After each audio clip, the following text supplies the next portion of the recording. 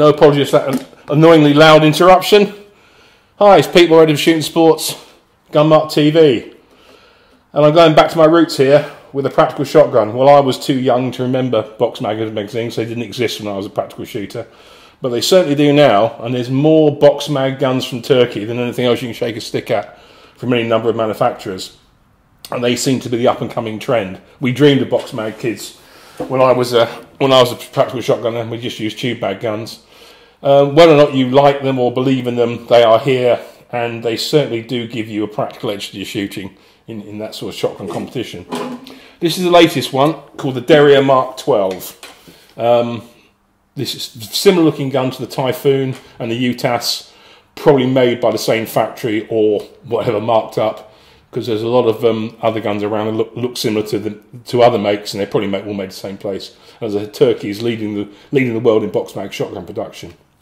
The Derya, nicely built gun, aluminium upper and lower, free float Picatinny forend, telescopic M4 type butt with a height adjustable comb, which I don't think you really need on a gun with such a high sight line anyway, but it's there.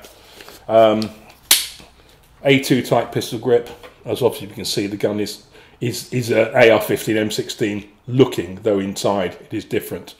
The pistol grip is okay, but it's quite long, as you can see, and on an AR-15 your hand will be up here, but it's not, so you perhaps get more turning off it, and it won't take standard AR-15 grips. They'll fit on, but they won't function properly.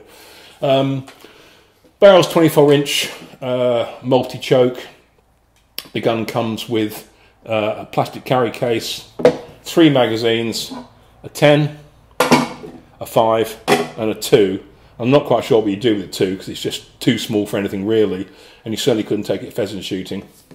Also included is an angled foregrip, which can be quite useful if you like it, or you can put a vertical foregrip on the rail here if you really want to. I shot this last time with the vertical foregrip, I quite liked it.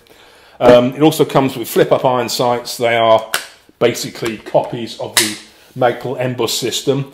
It comes with 45-degree iron sights, so you put them on an angle like that. You can shoot like that if you need to, because obviously you can put an optic on this full-length Picatinny rail if you want to, or you can take the angled sights off and put a red dot on.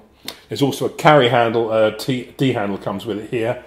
There's a stripping tool that also does the chokes as well. Comes with a sling.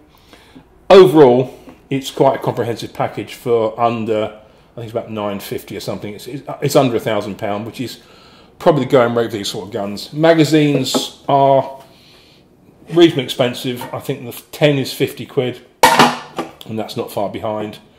But most people will be buying the 10s. I did some testing in this when I was doing it for the magazine the other month. I had a magazine from a WebTac Metal Force gun, which is another Turkish-made box mag gun, and the 10 round fitted and functioned quite well. And they're around about, I don't know, just under 30 quid.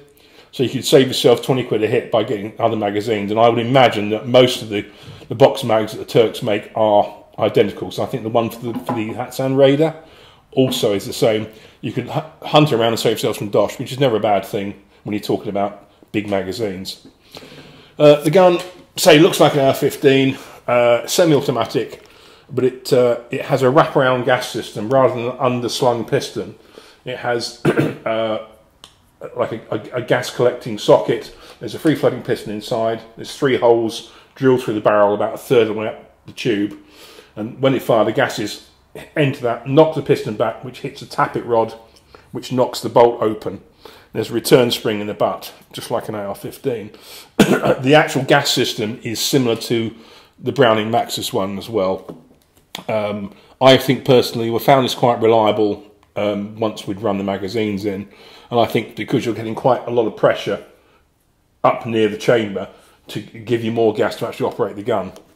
Controls are again AR-15 like.